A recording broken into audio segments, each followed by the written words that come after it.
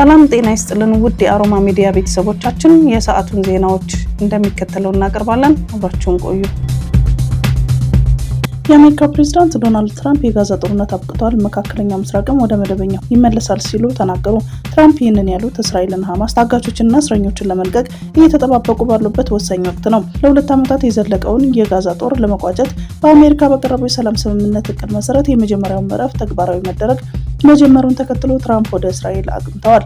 ትራምፕ በፕሬዝዳንት አውሮፕላን ላይ ከጋዜጠኞች ጋር ባደረጉት ቆይታ የተኩስ አቁም ስምምነቱ እንደሚጸና ያላቸውን እምነት ገልጸው እንዲሁም የሰላም ቦርድ የተባለውን ዓለም አቀፍ አካል በቅርቡ እንደሚቋቋም አስታውቀዋል። ፕሬዝዳንቱ የሰላም ስምምነቱ እንዲሳካ ላደረጉት ጥረት የእስራኤል ጠቅላይ ሚኒስትር ቤንያሚን ኔታንያሁን ቁልፍ ሚና የተጫወተችውን ኳታርን አድንቀዋል።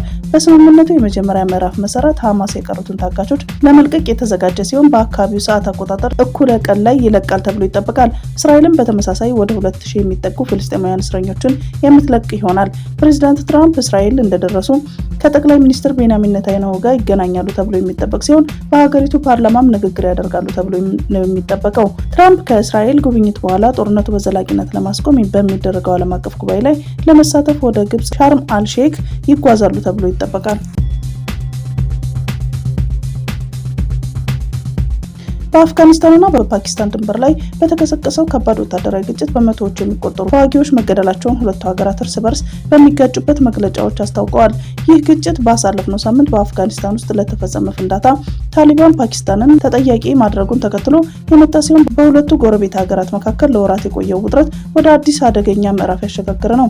የፓኪስታን ጦር ባወጣው መግለጫ ከ200 በላይ የአፍጋኒስታን ታጣቂዎችን እንደገደለ ሲገልጽ በግጭቱ 23 የፓኪስታን ወታደሮች መሰዋታቸውን አስታውቀዋል። በበኩሉ የአፍጋኒስታኑ የታሊባን መንግስት ቃል አቀባይ ዛቢሁላህ ሙጃሂድ የፓኪስታንን ሪፖርት ሙሉ በሙሉ በማስተባበል 58 የፓኪስታን ወታደሮችን መግደሉንና ሌሎች 30 ማቁሰሉን አስታውቋል። ለቃል አቀባዩ ገለጻ በአፍጋኒስታን በኩል የሞቱት 9 ታጣቂዎች ብቻ ናቸው። ሁለቱም ወገኖች በድንበር ላይ የሚገኙ የጦር ሰፈሮችን መቆጣጠራቸውን ገልጸው ታሊባን 3 የፓኪስታን ድንበሮች ምሽጎችን ሲቆጣጠር የፓኪስታን መንግስት ሚዲያ ደግሞ 19 የአፍጋኒስታን ምሽጎችን መያዙን ዘግቧል። ግጭቱን ተከትሎ ፓኪስታን ከአፍጋኒስታን ጋር ያለውን ድንበር ሙሉ በሙሉ ዘግታለች። በሁለቱ ሀገራት መካከል ያለው ውጥረት ዋነኛ መንስኤ የፓኪስታን ታሊባን በመባል የሚታወቀው ታጣቂ ቡድን በአፍጋኒስታን ውስጥ ተጠልሎ በፓኪስታን ላይ ጥቃት እየፈጸመ ነው የሚል የቆየ ክሷ ነው። የአፍጋኒስታን ታሊባን በበኩሉ ግዛቱን በሌላ ሀገር ላይ ለሚሰነዝር ጥቃት እንደማይውል በተደጋጋሚ ቢገልጽም ፓኪስታን ይህንን አትቀበልም። በቅርቡ በፓኪስታን ውስጥ የቲቲፒ ጥቃቶችን በእጅጉ ጨምሮ የነበረ ሲሆን ይህ ሁኔታ የኢስላማባድ ባለስልጣናት ትዕግስት እንዳሳጣቸውም ተገልጿል። ግጭቱ የቀጠናው መረጋጋት አደጋ ላይ በመጣሉ እንደ ኢራን፣ ኳታርና ሳውዲ አረቢያ ያሉት ሀገራት ሁለቱ ወገኖች ከድርጊታቸው እንዲታቀቡና ችግሩ በውይይቱ እንዲፈቱ ጥሪ አቅርበዋል። የሳውዲ አረቢያ የውጭ ጉዳይ ሚኒስትር ባወጣው መግለጫ ግጭትን በማስወገድና ውጥረትን በመቀነስ የቀጠናውን ደህንነት መረጋጋት ማስጠበቅ ያስፈልጋልም ብሏል። በአሜሪካ በተከፈተ የጅምላ ተኩስ 4 ሰዎች ህይወታቸውን አጡ። በሚሲሲፒ ግዛት የእግር ኳስ ጨዋታ ሰዓት ላይ አስፈሪው ጥቃት የተሰነዘረ ነው ተብሏል። በጥቃቱ 12 ሰዎች ጉዳት ሲደርስባቸው 4 ሰዎች ከባድ የሚባል ጉዳት ደርሶባቸዋል። አስደንጋጩ ጅምላ ተኩስ የተከፈተው እኩለ ሌሊት በአካባቢ ሰዓት አቆጣጠር ሲሆን በዋናው ጎዳና ላይ ሊላንድ ወይንም ከሚሲሲፒ ዋና ከተማ ጃክሰን 190 ኪሎ ሜትር ርቀት ላይ ነው። የከተማዋ ከንቲባ ጆን ሊም የጥቃቱን አደገኝነት አስታውቀዋል። ይህ ዜና እስከተጠናቀረበት ሰዓት ድረስ በቁጥጥር ስር የዋለው ተጠርጣሪ ያለመኖሩን መረጃዎች ያሳያሉ። ሊላንድ ከወትሮ በተለየ በሰዎች የተጨናነቀችበት ምክንያት የአካባቢ ከፍተኛ ሁለተኛ ደረጃ ትምህርት ቤት በባህሉ መሰረት ዓመታዊ የቀድሞ ተማሪዎችን እንኳን ደህና መጣችሁ ለማለት እግር ኳስ ግጥሚያ ለማድረግ ደፋ ቀና ላይ በመሆኑ ነበር። የቀድሞ ተማሪዎች ተመልሰው የቆይታ ጊዜያቸውን የሚያስታውሱበት መድረክ ነው ሲል ዘግቧል። የኤርትራ ማስታወቂያ ሚኒስትር ለአሜሪካ ማሳሰቢያ ሰጡ። የኤርትራ ማስታወቂያ ሚኒስትሩ አቶ የማነ ገብረ መስቀል ዛሬ ባስተላለፉት መልእክት ለአሜሪካ መንግስት ማሳሰቢያ ሰጥተዋል። አቶ የማነ በኤክስ ገጻቸው ላይ የአሜሪካ መንግስት የውጭ ጉዳይ መስሪያ ቤት በቅርቡ ይፋ ያደረገውን የ2025 የኢንቨስትመንት መልክዓ ምድር ሪፖርት መመልከታቸውን ገልጸዋል። በዚህም ሪፖርት ኤርትራን በተመለከተ የቀረበውን ከእውነታ ጋር በሚጣረሱ ስህተቶች የተሞላና በተዛባ የፖሊሲ ትርጓሜ የታጨቀ ነው ብለውታል። ጨምሮም ይህ ዓመታዊ ሪፖርት በአብዛኛው ከቀድሞው የአሜሪካ መንግስት የተወረሱ መረጃዎችን ያካተተ መሆኑን አስታውቀዋል። አቶ የማነ ሲቀጥሉም እንደዚህ አይነት በተደጋጋሚ ስህተቶች በፕሬዝዳንት ትራምፕ አስተዳደር ይታደሳሉ የሚል ተስፋ አለን በማለት በቀጣይ ሪፖርቱ ይህ እንዳይደገምም አሳስበዋል። የዩናይትድ ስቴትስ ፕሬዝዳንት ዶናልድ ትራምፕ አሜሪካ የኢራንን የኒውክሌር ማብለያ ጣቢያዎች ላይ ድብደባ ባትፈጽም ኖሮ የመካከለኛው ምስራቅ የተጀመረውን የእስራኤልና ሐማስ ድርድር በፍጹም ሊሳካ የሚችል እንዳልነበረ መናገራቸው ተሰማ።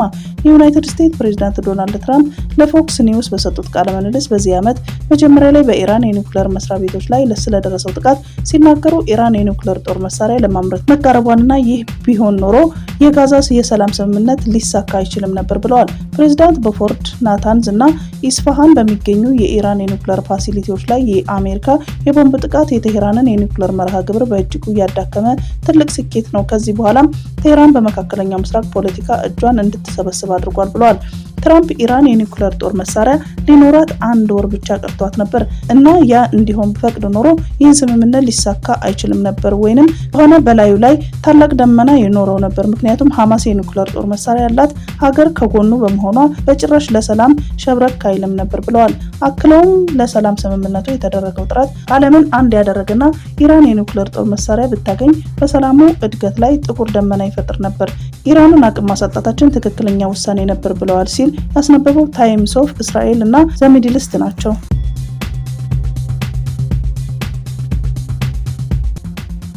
እንደ አውሮፓውያን አቆጣጠር በ2009 በሀገሪቱ በተደረገ መፈንቅለ መንግስት ፕሬዝዳንት አንድሪ ራጆኤ ከብክበው ቤተ መንግስት ያስገቡትን የስልጣናቸው መሰረት የነበሩትን የማዳጋስካር ወታደሮች አመጽ በመደገፍ ዋና ከተማውን ከተሰበሰቡ ጸረ መንግስት ተቃዋሚዎች ጋር መቀላቀላቸው ተነገረ።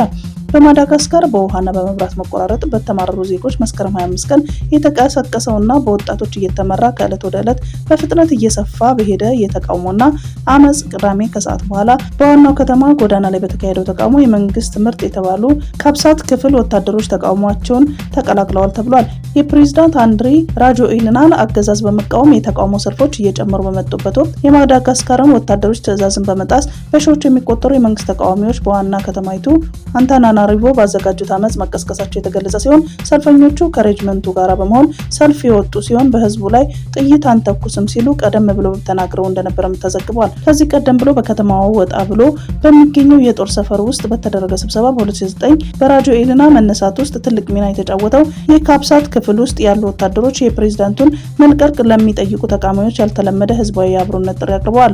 በሶኒያራና አውራጃ በሚገኘው የጦር ሰፈር ወታደሮች በማህበራዊ ሚዲያ ላይ በተለጠፈው ቪዲዮ ላይ ኃይልና ወታደር የህዝብ ጠባቂ እንጂ የወንበር ማስጠበቂያ አይደለም፣ ጄኔራሎችና ፖሊሶችን ለለውጥ እንተባበርና ጓደኞቻችንን ወንድሞቻችንና እህቶቻችንን ለመተኮስ ደሞዝ አንከፍልም ብለዋል። በተመሳሳይ በአውሮፕላን ማረፊያው የሚገኙ ወታደሮች ሁሉም አውሮፕላኖች እንዳይነሱ የአለቆቻቸውን ትዕዛዝ አትታዘዙና በሌሎች ካምፖች ውስጥ ያሉ ጓደኞቻቸውን እንዲተኩሱ ትዕዛዝ እንዳይሰጡ በሮቹን ዝጋና መመሪያችንን ጠብቅ ሲሉ ጥሪ አቅርበዋል። ጥቅምት 11 ቀን 2025 ከሰዓት በኋላ ከአንታናናሪቮ በስተደቡብ ከምትገኘው ሶሪያና ከሚገኘው ካብሳት ክፍሎች ወታደሮች ጋር በመሆን የታጠቁት ተሽከርካሪዎችን እየነዱ የማዳጋስካር ባንዲራ እያውለበለቡ መታየታቸውን የዘገቡት ሮይተርስ፣ አልጀዚራ፣ ሲኤንኤን የዜና ወኪሎች ናቸው። በድፍረት በሙያው መታመን በእሳት ውስጥ ደፍሮ በመግባት ጋዛ፣ ሶሪያ፣ ዩክሬን፣ ኢትዮጵያ የተከሰቱ ግጭቶችና ጦርነቶች ለዓለም ያሳወቁ የጦር ዘጋቢዎች ዓመታዊ ሽልማት ማግኘታቸው ተነገረ። በትናንትናው ዕለት የፈረንሳዩ የባዮ ከተማ በተካሄደው የጋዜጠኞች የጦርነት ዘጋቢ የሽልማት ስነስርዓት ለ32ኛ ጊዜ የተከናወነ ሲሆን ፍልስጤማዊው የፎቶ ጋዜጠኛ ሳሄር አልግሆራ፣ አሊ ጀዳላህ፣ ጂሃድ አልሻራፊ፣ ቮልፍጋንግ ፓወር፣ የስዊዘርላንድ ካናዳዊ ጋዜጠኛ ሞሪን ሜርሲየር እንዲሁም ስለ ኢትዮጵያ ዶክመንታሪ ፊልም የሰራችው ማሪያኔ ጌቲ ጨምሮ በርካታ ዘጋቢዎች ተሸልመዋል። ለዙማ ፕሬስ የሚዘግበው የፍልስጤማዊ የፎቶ ጋዜጠኛ ሳሄር አልግሆራ ለ2 ዓመት ገደማ በጋዛ ሰርጥ በሐማስና እስራኤል መካከል ሲካሄድ የቆየውን አውዳሚውን ጦርነትና የደረሰውን አስከፊ ሰብአዊ ቀውስ በእሳትና ረሃብ መካከል በተሰኘውና በተከታታይ በሰራቸው የፎቶ ዘገባዎች በመስራቱ ለሽልማት መብቃቱ እንዲሁም ከሳሄር በተጨማሪ የጀርመኑ የሳይት ጋዜጣ ዘጋቢ ወልፍጋንግ ባየር በህትመት ጋዜጠኝነት ዘርፍ አሸናፊ መሆኑን ተነግሯል። በህትመት ጋዜጠኝነት ዘርፍ ቮልፍጋንግ ፓወር በሱዳን ዋና ከተማ ካርቱም አሁን ቀዶ ጥገና በማድረግ ተጋድሎ እየፈጸመ የሚገኝ ሆስፒታል የተረሳው በሚል በሰራው ስራ አንደኛ በመሆን አሸንፏል። ጋዜጠኛው በእንባ ታጅቦ ባስተላለፈው የቪዲዮ መልእክት በሆስፒታሉ የሚገኙ ዶክተሮች፣ ነርሶችና በጎ ፈቃደኞች በየቀኑ የሚቻላቸውንም ለሚያደርጉ በሙሉ ምስጋና አቅርቧል። በቴሌቪዥን ዘርፉ ጁሊ ደንገልሆቭ፣ ጄምስ አንድሬና ሶፊያ አማራ ከፈረንሳይ 24 አንደኛ በመሆን አሸንፈዋል። የአሳድ የሸብር ማሽን በሚል ዘገባ በሶሪያ መንግስት ነጻ ባወጣቸው እስር ቤቶች ላይ ያተኮረ ስራቸው ለዚህ ክብር አብቅቷቸዋል። በኢትዮጵያ ስላለው ግጭት ትግራይ መደፈር ዝምተኛ መሳሪያ የተሰኘው ዘጋቢ ፊልም የሰራች ማሪያ ነጌቲ በኬን መታሰቢያ ሙዚየም በተካሄደው ሽልማት ግራንድ ፎርማት የቴሌቪዥን ዋንጫ አሸንፋለች። ከሲኤንኤን ዘጋቢዎች ጆማን ካራዲሼ፣ ታረቅ አልሂሉ፣ መሐመድ አልሳዋሊ፣ ኒክ ክሬቨር እና ማርክ ባሮን ስለ ጋዛ ህጻናት ህይወት በሰሩ ዘጋቢ ፊልም በተማሪዎችና በሰልጣኞች የተሰየሙ ልዩ የኖርማንዲ ሪጅን ሽልማት አግኝተዋል። በአሜሪካው ጋዜጠኞች ጆን ሊን አንደርሰን የሚመራው ለ32ኛ ጊዜ ባዘጋጀው ሽልማቶች በመቶዎች የሚቆጠሩ ዓለም አቀፍ ዳኞች ድምጽ መሰረት በማድረግ በ10 ምድቦች አሸናፊዎችን እንደመረጡ ተናግረዋል። አሸናፊዎቹ በጣም ጠንካራ የጋዜጠኛ ሙያ የገባቸው መሆኑን በመግለጽ አክብሮታቸውንም ገልጸዋል። በስነ ስርዓቱ ላይም በቅርቡ በስራ ላይ እያሉ ለተገደሉ ጋዜጠኞች ክብር ተሰጥቷል ሲል ያስነበበው ፍራንስ 24 ነው።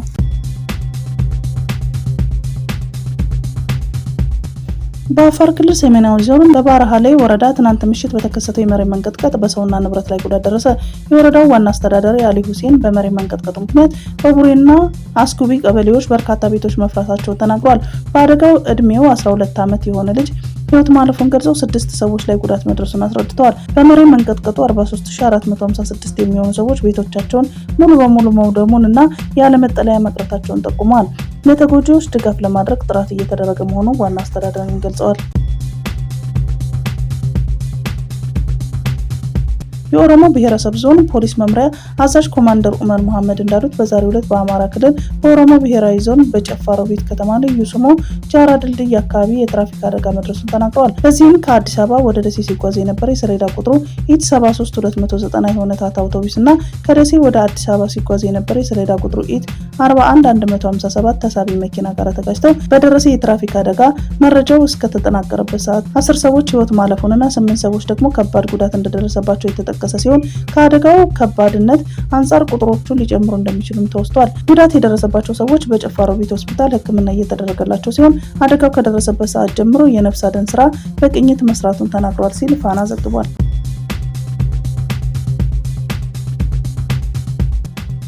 የአሜሪካዋ ኒውዮርክ ከተማ ታላላቅ የሚባሉ የማህበራዊ ሚዲያዎች ህጻናት ሱስ በማስያዝ ከሳለች። ከተማዋ ፌስቡክ፣ ጉግል፣ ስናፕቻት እና እንደ ቲክቶክ ያለው የማህበራዊ ሚዲያ ህጻናትን ሱስ በማስያዝ አእምሮአዊ ጤናቸውን እየጎዱ ነው በማለት 327 ገጽ ያለው ክስ በፍርድ ቤት አቅርባለች። በኒውዮርክ ከተማ ከሚኖሩ 8 ሚሊዮን ሰዎች ውስጥ 1.8 ሚሊዮን ህጻናቶች ናቸው። የጉግል ቃል አቀባይ በዩቲዩብ ላይ የተከፈተውን ክስ ትክክለኛ አይደለም ሲሉ የዩቲዩብ ሰዎች በቪዲዮ የሚያዩበትን እንጂ ከጓደኞቻቸው ጋር የሚገናኙበትን የማህበራዊ ሚዲያ አይደለም ብለዋል። በክሱ 77.3% የሚሆኑ በኒውዮርክ የሚኖሩ የሁለተኛ ደረጃ ተማሪዎች በቀን ከ3 ሰዓት በላይ በስክሪን ላይ እንደሚያጠፉ ተገልጾ ይህ የተማሪዎቹ ጤና እየጎዳ ነው ተብሏል። ከዚሁ በማህበራዊ ሚዲያ ጋር በተያያዘ ዜና ዴንማርክ ከ15 ዓመት በታች ያሉ ህጻናት ማህበራዊ ሚዲያዎችን እንዳይጠቀሙ እገዳም ለማስቀመጥም እየሰራች ነው። የዴንማርክ ጠቅላይ ሚኒስትር ሜት ፍሬድሪክሰን ማህበራዊ ሚዲያዎች የልጆቻችንን ህጻንነት እየሰረቁ ነው ብለዋል። ጠቅላይ ሚኒስትሯ የሀገሪቱን ህግ አውጪ ከ15 ዓመት በታች ያሉ ህጻናት ማህበራዊ ሚዲያን እንዳይጠቀሙ እንዲከለክሉ ጠይቀዋል። በአውሮፓ ህብረት ሀገራት ህጻናት 13 ዓመት ሳይሞላቸው የማህበራዊ ሚዲያ አካውንት መክፈት እንደማይችሉ ቢቀመጥም ጠቅላይ ሚኒስትሩ 94% የዴንማርክ ህጻናት እዚህ እድሜ ላይ ሳይደርሱ ይከፍታሉ ብለዋል። ጠቅላይ ሚኒስትሩ ህጻናት ማህበራዊ ሚዲያ ላይ ማየት የሌለባቸውን ነገሮች ያሉ ሲሆን ይህም ጭንቀትና ድብርትን ጨምሮ ሌሎች መዘዞችን እየወለደ ነው ብለዋል።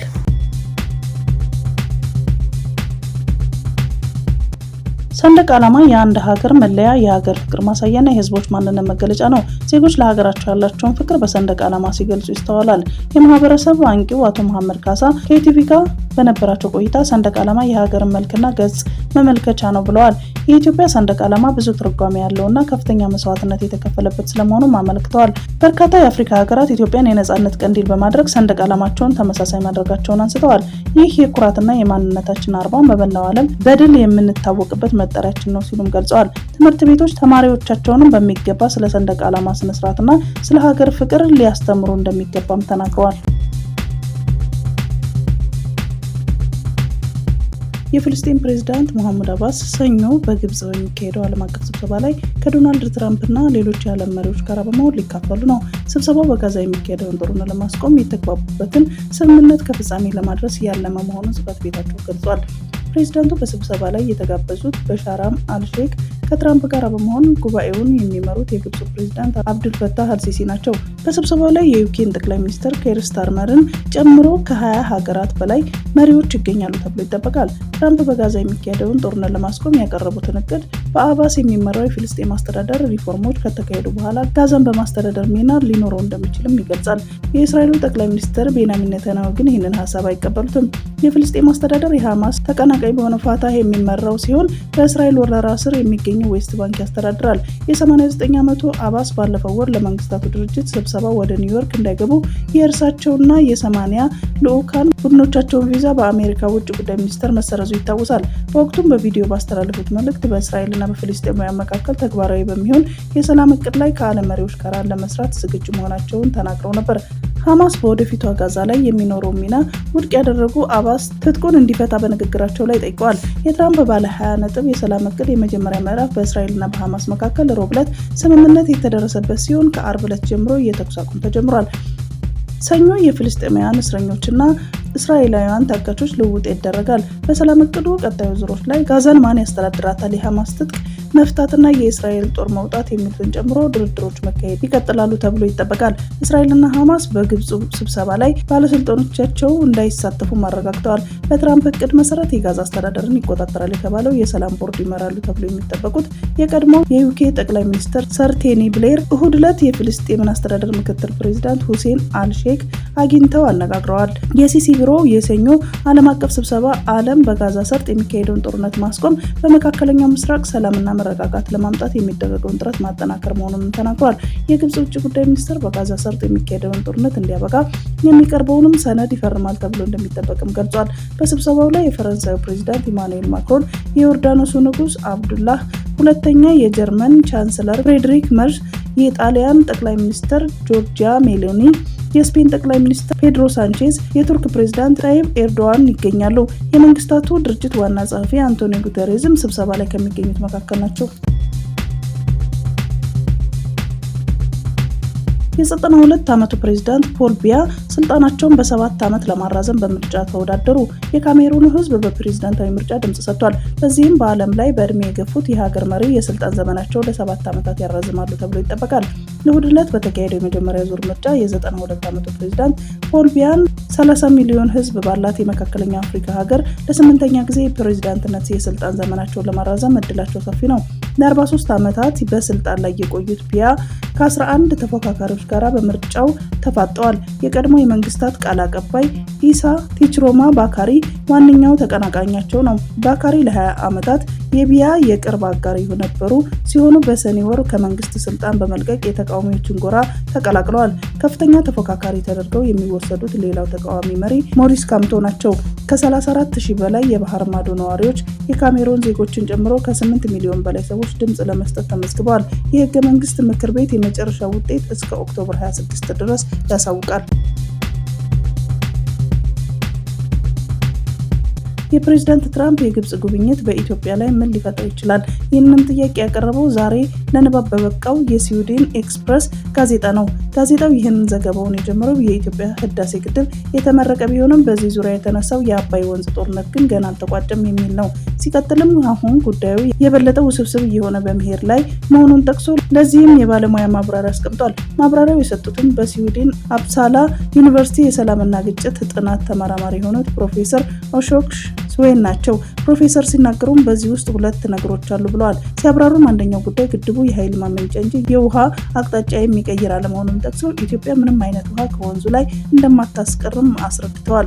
ሁለተኛው ጉዳይ ደግሞ ይሄው ውሃ መቼና እንዴት ወደ ግብጽ ይሄዳል የሚለውን ጥያቄ ውስጥ መግባቱን አስታውቀዋል። ፕሮፌሰሩ እንዳሉት ግብጽ በግድቡ ላይ በተደጋጋሚ ተቃውሟን ስታሰማ የቆየ ሲሆን እርምጃውን እንደምትወስድም በተደጋጋሚ አስጠንቅቃለች። ነገር ግን የግብጽ ዛቻ በአብዛኛው ከባዶ ቃላት ያለፈ አለመሆኑንም አስረድተዋል። ፕሮፌሰሩ ሲቀጥሉም አሁን ላይ ይህ ጉዳይ የኢትዮጵያና የግብጽ ብቻ እንደማይሆን ጠቅሰዋል። ሲናገሩም በሐማስና በእስራኤል መካከል በተደረገው የግብጽና የአሜሪካ ግንኙነት የጠበቀ አድርጎታል። በዚህም የተነሳ ፕሬዝዳንት ትራምፕ ወደ ግብጽ አቅንተዋል ያሉት ፕሮፌሰሩ ይህንን እድል ግብጽ በኢትዮጵያ ላይ ጫና ለመፍጠር እንደምትጠቀምበትም ገልጸዋል። ሲቀጥሉም በዚህ ወቅት ኢትዮጵያ ከቻይና ጋር የጠበቀ ወዳጅነት እንዳላትም መረሳት የለበትም ያሉት ፕሮፌሰሩ ግብጽ ይህንን ጉዳይ ወደ ቀጥታ ምክር ቤት በወሰደችበት ወቅት ቻይና ለኢትዮጵያ ድጋፍ መስጠቷን አውስተዋል። የቻይና አቋም የውሃ ምንጭ የሆኑት የላይኛው ተፋሰስ ሀገራት የመጠቀም መብት አላቸው የሚል እንደሆነም የጠቀሱት ፕሮፌሰሩ ቻይና በሜኮንግ ወንዝ፣ በሄሎ ወንዝ እና በሳልዊን ወንዝ ላይ ተመሳሳይ መንገድ መከተሏን አስታውቋል። በመሆኑም ቻይናና ኢትዮጵያ በውሃ ፖሊሲ ላይ ተመሳሳይ አቋም እንዳላቸውም ጠቅሰው ቻይና ለህዳሴ ግድብ የምትሰጠውን ድጋፍ እንደምትቀጥልበት አስረድተዋል። ፕሮፌሰሩ በመግለጫቸው ማጠቃለያ ይህ በግብጽና በኢትዮጵያ መካከል የተፈጠረው ውዝግብ ሊፈታ የሚችል መሆኑን ገልጸዋል። ሲናገሩም በእኔ እምነት ውዝግቡን ለመፍታት የሚያስፈልገው ፖለቲካዊ ፈቃደኝነት ብቻ ነው። ምክንያቱም ይህ ግድብ የኢትዮጵያ የኤሌክትሪክ ኃይል ከማመንጨቱ ውጪ ውሃውን አያስቀረውም በማለት አስታውቀዋል። አንዲት ትንሽ አውሮፕላን በማሳቹሴትስ ግዛት ዳርትማውዝ ከተማ በሚገኘው ሩት 195 አውራ ጎዳና ላይ ተከስክሳ በመውደቋ በአውሮፕላን ውስጥ የነበሩ ባልና ሚስት ህይወታቸው ማለፉን ፖሊስ አስታውቋል። በአደጋው ምክንያት አውራ ጎዳናው ለብዙ ሰዓታት ተዘግቶ ነበር። የማሳቹሴትስ ግዛት ፖሊስ እንደገለጸው የአንድ ሞተር አውሮፕላን ዋና አካል ከጠዋቱ 2:15 ሰዓት ገደማ በመንገዱ መለያ ሳርማ ቦታ ላይ ወድቆ በቅጽበት በእሳት ተያይዟል። ሌሎች የአውሮፕላኑ ክፍሎች በአቅራቢያው በሚገኝ ጫካ ውስጥ ተበታትነው ተገኝተዋል። በአደጋው ወቅት በአውራ ጎዳናው ላይ መኪናዋን ታሽከረክር የነበረች አንዲት ሴት በተበታተነው የአውሮፕላን ክፍል መመታቷን፣ ቀለል ያለ ጉዳት ደርሶባት ወደ ሆስፒታል መወሰዷን የብሪስቶል ካውንቲ አቃቤ ሕግ ቶማስ ኩዊን ተናግረዋል። አቃቤ ሕጉ በአደጋው ህይወታቸው ያለፈው የ68 ዓመቱ ቶማስ ፐርኪንስ እና ባለቤታቸው የ66 ዓመቷ አጋታ ፐርኪንስ ስለመሆናቸው ይፋ አድርጓል። ጥንዶቹ የሮድ አይላንድ ግዛት ሚድልታውን ከተማ ነዋሪዎች ነበሩ። የብሔራዊ የትራንስፖርት ደህንነት ቦርድ የአደጋው መንስኤ በማጣራት ላይ ነው። ቦርዱ እንዳስታወቀው ሶካታ ቲቪኤም 700 የተሰኘው ይህ አውሮፕላን ከኒው ቤድፎርድ ክልላዊ አውሮፕላን ማረፊያ የተነሳ ሲሆን መዳረሻውም ዊስኮንሲን ግዛት ነበር። በአደጋው ወቅት በአካባቢው ከባድ ዝናብና ኃይለኛ ነፋስ የቀላቀለ አውሎ ነፋስ የነበረ ቢሆንም የአየር ሁኔታው ለአደጋ መንስኤ መሆን አለመሆኑን ገና አላረጋገጠም። የኒው ቤድፎርድ ከንቲባ ጆን ሚቼል ባስተላለፉት መልእክት በአደጋው ህይወታቸውን ላጡ ወገኖች ቤተሰቦችና ወዳጆቻቸው መጽናናት እመኛለሁ በማለት ሀዘናቸውን ገልጸው የአደጋው ጊዜ ሰራተኞች ለሰጡት ፈጣን ምላሽ ምስጋናቸውን አቅርበዋል። የአደጋው ቦታ ምርመራው እስኪጠናቀቅ ድረስ በፖሊስ ጥበቃ ስር እንደሚቆይ የተገለጸ ሲሆን የአውራ ጎዳናው አብዛኛውን ክፍል ከሰዓት በኋላ ለትራፊክ ክፍት ተደርጓል። ህዝባዊ ተቃውሞ የተነሳባቸው የማዳጋስካር ፕሬዝዳንት አገር ጥለው ወጡ። ለ2 ሳምንታት ያህል ከፍተኛ የወጣቶችን ተቃውሞ ሲያስተናግዱ የቆዩት የማዳጋስካሩ ፕሬዝዳንት አንድሪ ራጆሊና አገር ጥለው መሄዳቸው ተዘገበ። እንደ ዘገባዎች ከሆነ ፕሬዝዳንቱ ትናንት እሁድ ሌሊት ላይ በፈረንሳይ ወታደራዊ አውሮፕላን ተሳፍረው እንዲወጡ የተደረገ ሲሆን የት እንዳሉ እስካሁን አልታወቀም። አንዳንድ ምንጮች በሞሪሺየስ አድርገው ዱባይ መግባታቸውን በመዘገብ ላይ ናቸው። ፕሬዝዳንቱ ዛሬ ምሽት ካሉበት ቦታ ለአገራቸው ህዝብ ንግግር እንደሚያደርጉም ተዘግቧል።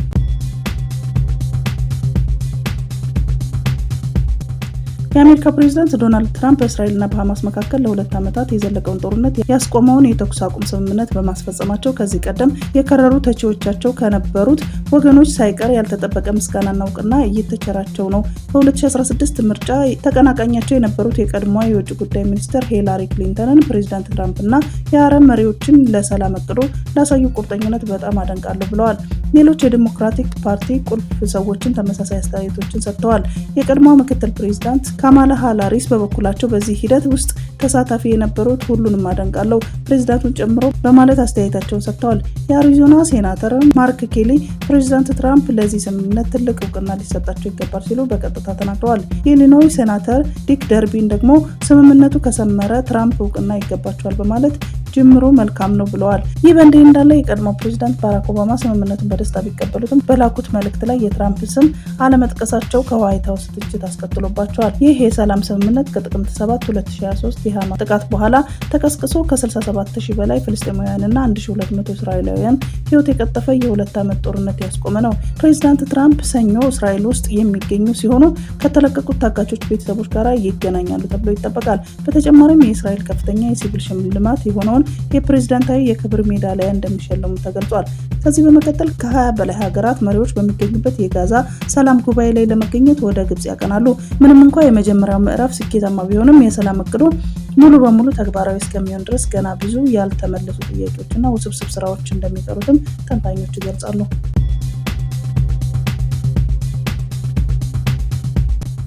በመቀሌ የቲዲኤፍ አርሚ 22 አባላት ተቃውሞ ሰልፍ አደረጉ። በትግራይ ክልል ዋና ከተማ መቀሌ በዛሬው ዕለት የትግራይ መከላከያ ኃይል አርሚ 22 ኮር 3 አባላት የተቃውሞ ሰልፍ ማድረጋቸው ተሰምቷል። እነዚህ ወታደሮች በመቀሌ ዋና ጎዳናዎች ላይ አልፈው በሌተናንት ጄኔራል ታደሰ ወረደ ጽሕፈት ቤት የተቃውሞ ድምጻቸውን አሰምተዋል። በሰልፉ ዋና ጥያቄ ሆኖ የቀረበው ለ3 ወራት ያህል ደሞዝ እንዳልተከፈላቸው የሚገልጽ ሲሆን በተጨማሪም የደሞዝ ጭማሪ እንዲደረግላቸውም ጠይቀዋል። በሰልፉ ላይ የአርሚ 22 ዋና አዛዥ የሆኑት ኮሎኔል ገብረስላሴ በላይ ጭምር መገኘታቸውንም ከስፍራው የተሰራጩ መረጃዎች አስረድተዋል። እነዚህ ሰልፈኞች ከጊዜያዊ አስተዳደሩ ፕሬዝዳንት የሚያነጋግራቸው አካል በማጣታቸው የተነሳ ወደ አሉላ አባነጋ አየር ማረፊያ የሚወስደውን መንገድ ዘግተዋል። ከተቃዋሚዎቹ ውስጥ አንዱ ለወጋግታ ፋክትስ በሰጠው መግለጫ ጊዜያዊ አስተዳደሩ ሆነ ብሎ መልስ ለመስጠት ፈቃደኛ ባለመሆኑ መንገዱን ለመዝጋት መገደዳቸውን አስታውቀዋል። በመንገዱ መዘጋት የተነሳ የህዝብ ትራንስፖርትና መኪኖች ለማቆም የተገደዱ ሲሆን የአውሮፕላን ተጓዦችም በረራ አልፏቸዋል። አስተያየት ሰጪዎች የቲዲኤፍ አባል ሲናገር ከጊዜያዊ አስተዳደሩ ከፍተኛ ባለስልጣናት እስካላነጋገረን ድረስ መንገዱን አንከፍትም ብለዋል። ይህ ዘገባ እስከተጠናቀረበት ጊዜ ድረስ መንገዱ ዝግ ነው። ሐማስ በህይወት ያሉ እስራኤላውያን ታጋቾችን በሙሉ ለቀቀ። የእስራኤል መከላከያ በህይወት ያሉ ታጋቾችን በሙሉ መልቀቃቸውን አስታውቋል። የእስራኤል ጦር የመጀመሪያዎቹን 7 ታጋቾች ተረክበው ቤተሰቦቻቸውን ወደሚገኙበት ስፍራ እየወሰደ መሆኑን ገልጾ ነበር። ከጥቂት ሰዓታት በኋላ ተጨማሪ 13 ታጋቾችን ከቀይ መስቀል ተረክበው ወደ እስራኤል እየወሰደ መሆኑን ገልጿል። ጦሩ ባወጣው መግለጫ ላይ የእስራኤል ጦርና ደህንነት ኤጀንሲዎች ተመላሾች ወደ እስራኤል አጅበው እያመጧቸው ነው ብሏል። ወደ እስራኤል ከተመለሱ በኋላ የመጀመሪያ የሕክምና ምርመራ ይደረግላቸዋል ያለው መግለጫው በኋላ ላይ ለቀይ መስቀል ተላልፈው የሚሰጡ ተጨማሪ ታጋቾችን ለመረከብ መዘጋጀቱን አስታውቋል። ሐማስ በበኩሉ በህይወት ያሉ ሁሉም ታጋቾች ማስረከቡን የገለጸ ሲሆን የ28 ታጋቾች አስክሬንም እንዲያስረክብም አስታውቋል። የእስራኤላውያኑ ታጋቾች ቤተሰብ ደስታቸውን በተለያየ መንገድ በመግለጽ ላይ ናቸው። የታጋቾችና የጠፉ ቤተሰቦች የተሰባሰቡበት ሆስቴስ ኤንድ ሚሲንግ ፋሚሊስ ፎረም በማህበራዊ ሚዲያ ገጹ ላይ ወደ አገራቸው እንኳን ደህና መጣችሁ ሲል ለጥፏል። የአሜሪካ ፕሬዝዳንት ዶናልድ ትራምፕ የጋዛ የመሪዎች ጉባኤ ለመምራት ሰኞ የግብጽ ከተማዋ ሻርም አል-ሼክ መግባታቸው ተዘግቧል። በጉባኤው ላይ የእንግሊዝ፣ የጀርመን መሪዎችን ጨምሮ ከ20 በላይ የዓለም ሀገራት መሪዎች እንደሚሳተፉም ታውቋል። የግብጽ ፕሬዝዳንት አልሲሲ መሪዎቹን እየተቀበሉ መሆኑን ተዘግቧል። በሌላ በኩል በጋዛ የሰላም ስምምነት መሰረት ከእስራኤል እስር ቤት የተፈቱ ፍልስጤማውያን ወደ ጋዛና ራህማ ተጉዘው ከቤተሰቦቻቸው መቀላቀላቸውን አልጀዚራ ዘግቧል። እስራኤልና ሐማስ ያደረጉትን የተኩስ አቁም ስምምነት መተግበሩን ተከትሎ ሐማስ በህይወት ያሉ 20 እስራኤላውያን ታጋቾች የለቀቀ ሲሆን እስራኤል በበኩሏ 2000 የሚጠጉ ፍልስጤማውያን ከእስር ለቃለች ተብሏል።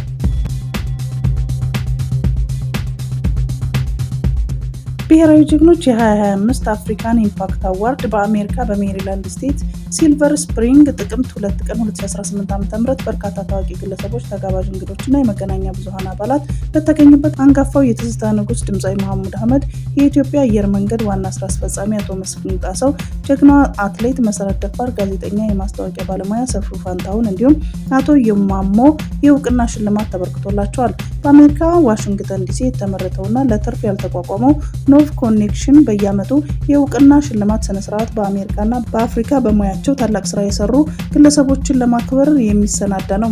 በየዓመቱ ከስፖርት፣ ከስነ ጥበብና ከስራ ፈጠራ ዘርፎች ለማህበረሰቦቻቸው ላበረከቱት አስተዋጽኦና ለለውጥ ላደረጉት የላቀው ተሳትፎ በየዘርፉ ተመርጠው የሚሸለሙበት መድረክ ነው። በተነሳባቸው ከባድ ተቃውሞ ከሀገር የሸሹት የማዳጋስካር ፕሬዝዳንት ስልጣናቸውን ለመልቀቅ አሻፈረኝ ማለታቸው ተሰማ። ፕሬዝዳንት አንድሪ ራጆሊና ህይወታቸውን ለመጠበቅ ሲሉ ደህንነቱ ወደ ተጠበቀ ስፍራ ለመሸሽ እንደተገደዱ ትናንት ባደረጉ ንግግር ገልጸዋል። አንድ የዲፕሎማሲያዊ ምንጭ ከንግግሩ በኋላ ራጆሊና ስልጣናቸውን ለመልቀቅ አሻፈረኝ ብለዋል ሲል የምዕራባውያን መገናኛ ብዙሃን በትናንትናው ዕለት ዘግቧል። አሁን ላይ የት እንዳሉ የማይታወቁት ራጆሊና ሰኞ ጧት ከካቢኔያቸው ጋር የርቀት ስብሰባ ሲያደርጉ ሀገሪቱን ለማስተዳደር ብቁ መሆናቸውን እንዳወጁ መገናኛ ብዙሃን ይፋ አድርገዋል። ድጋፋቸውን ለማረጋገጥ ቅዳሜና እሁድ ከበርካታ ሌሎች የአፍሪካ መሪዎች ጋር የምክክር ስብሰባ ማድረጋቸውን ተጠቁሟል ሲል ስፑትኒክ ዘግቧል።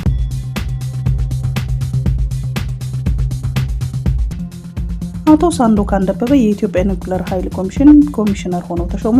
ጠቅላይ ሚኒስትር ዶክተር አብይ አህመድ አቶ ሳንዳኮን ደበበን የኢትዮጵያ ኒውክሌር ኃይል ኮሚሽን ኮሚሽነር አድርገው ሾመዋል። አቶ ሳንዳኮን ደበበ ጥቅምት 4 ቀን 2018 ዓ.ም ጀምሮ መሾማቸውን ነው ጠቅላይ ሚኒስትር ጽሕፈት ቤት ያስታውቀው።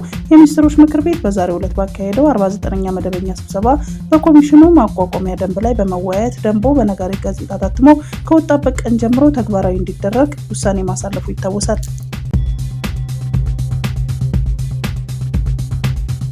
የቬንዙዌላው የተቃዋሚ ፓርቲ መሪ ማሪያ ኮሪና ማቾድ በኦስሎ የኖቤል የሰላም ሽልማት አሸናፊ መሆኗ ከተገለጸ ከጥቂት ቀናት በኋላ ቬንዙዌላ በኖርዌይ የሚገኘውን ኤምባሲዋን እንደምትዘጋ ተናግራለች።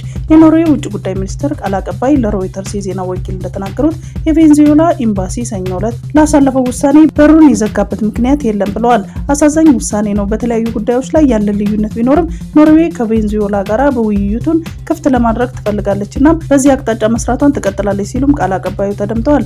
የኖርዌይ ውጭ ጉዳይ ሚኒስትር እንዳስታወቀው ሽልማቱን የሚከታተለው የኖቤል ኮሚቴ ከኖርዌይ መንግስት ነጻ አካል መሆኑን አጽንኦት ሰጥቷል። እንደ አውሮፓውያን አቆጣጠር በ2024 ጀምሮ ተደብቃ የቆየችው ኮሪና ማቾድ በላቲን አሜሪካ ላሳየችው አስደናቂ የሲቪል እንቅስቃሴ ድፍረት ምሳሌ ናት በሚል አርብ ዕለት የኖቤል ሰላም ሽልማት ተሸላሚ ሆናለች። በቬንዙዌላ ባሳለፈው ዓመት በተካሄደው ምርጫ እንዳትሳተፍ ተከልክላ ነበር። ፕሬዚዳንት ኒኮላስ ማዱሮን አጨቃጫቂ በነበረው ምርጫ ማሸነፋቸው ይታወሳል። ኮሪና ማቾድ የኖቤል ሽልማት አሸናፊነቷን መታሰቢያውን ለዩናይትድ ስቴትስ ፕሬዚዳንት ዶናልድ ትራምፕ እና ስቃይ ውስጥ ላሉ የቬንዙዌላ ህዝቦች ይሆንልኝ ብላለች። ቬንዙዌላ ከኖርዌይ በተጨማሪ በአውስትራሊያ የሚገኘው ኤምባሲዋን ለመዝጋት ወስናለች። ይልቁንም በቡርኪና ፋሶ እና ዚምባብዌ 2 አዳዲስ ኤምባሲዎች ለመክፈት ማቅዳለች። እነዚህ ሀገራት ጸረ ቅኝ ግዛት ትግል እያደረጉ የሚገኙ ስትራቴጂክ አጋር መሆናቸውን ቬንዙዌላ አስታውቃለች። ኖርዌይም ሆነች አውስትራሊያ በቬንዙዌላ ኤምባሲ ያላቸውን የቆንስል አገልግሎቶች በኮሎምቢያ ከሚገኙ የሀገሪቱ ኤምባሲዎች ሲስተናገዱ ቆይተዋል ሲል ዳጉ ጆርናል ዘግቧል። በሜክሲኮ ለቀናት የጣለው ከባድ ዝናብ ባስከተለው ጎርፍ በትንሹ 44 ሰዎች መሞታቸውን የሀገሪቱ መንግስት አስታወቀ። ከፕሪስላና ሬይሞንድ አውሎ ንፋሶች የተነሳ ኃይለኛ ዝናብ በ5 ግዛቶች የመሬት መንሸራተትና የጎርፍ አደጋን አስከትሏል ተብሏል። የፕሬዝዳንት ክላውዲያ ሼንባም መንግስት 139 የተጎዱ ከተሞችን ለመደገፍ የሚያስችለውን እቅድ ተግባራዊ ለማድረግ እንቅስቃሴ ላይ ነው። ፕሬዝዳንቱ በኤክስ ገጻቸው ከተለያዩ የፌዴራል ባለስልጣናት ጋር በመተባበር ለድንገተኛ አደጋ ምላሽ ለመስጠት ስራችንን እንቀጥላለን ያሉ ሲሆን ለዚህም ይሆን ዘንድ የብሔራዊ የአደጋ ጊዜ ኮሚቴ ስብሰባ ላይ መሆኑን አስታውቀዋል ሲል ሀገሬ ቲቪ ዘግቧል። የአሜሪካ መንግስት በዲሞክራቲክ ሪፐብሊክ ኮንጎ መንግስትና በኤም23 አማጺ ቡድን መካከል በኳታር ዶሃ የተደረሰውን የተኩስ አቁም ክትትልና ማረጋገጫ ስምምነት በደስታ ተቀብሎታል። ይህም ስምምነት በምስራቅ ኮንጎ ለዓመታት የዘለቀውን ግጭት ለማስቆም በሚደረገው ጥረት ውስጥ ወሳኝ እርምጃ መሆኑን የአሜሪካ የአረብና አፍሪካ ጉዳዮች ከፍተኛ አማካሪ ጽሕፈት ቤት ባወጣው መግለጫ አስታውቋል። መግለጫው እንዳመለከተው አዲሱ የክትትልና ማረጋገጫ አሰራር የሚከተሉትን ቁልፍ ዓላማዎች ያሳካል። ማንኛውንም የተኩስ አቁም ስምምነት የጣሰ አካል ላይ ምርመራ ማረጋገጫ በማድረግ ተጠያቂነት ያሰፍናል። በሁለቱ ተፋላሚ ወገኖች መካከል መተማመንን በማጠናከር ለቀጣይ የሰላም ንግግሮች ምቹ ሁኔታን ይፈጥራል። በግጭት አካባቢዎች የሚታየው ውጥረት በመቀነስ የንጹሃን ዜጎች ደህንነት ያሻሽላል። ይህም ስምምነት ከዚህ ቀደም የተደረሰውን የዋሽንግተን የሰላም ስምምነት ትግበራን የሚያፋጥንና ሁለቱንም ወገኖች ወደ አጠቃላይ የሰላም ውል የሚያቀርብ እንደሆነም ተገልጿል። አሜሪካ ይህንን የድርድር ሂደት ላመቻቸችው ኳታር አመራር ከፍተኛ ምስጋናዋን አቅርባለች። በተጨማሪም ስምምነቱ ሙሉ በሙሉ ተግባራዊ እንዲሆንና በምስራቅ ኮንጎ ዘላቂ ሰላምና መረጋጋት እንዲሰፍን አስፈላጊውን ድጋፍ እንደምታደርግም አስታውቃለች።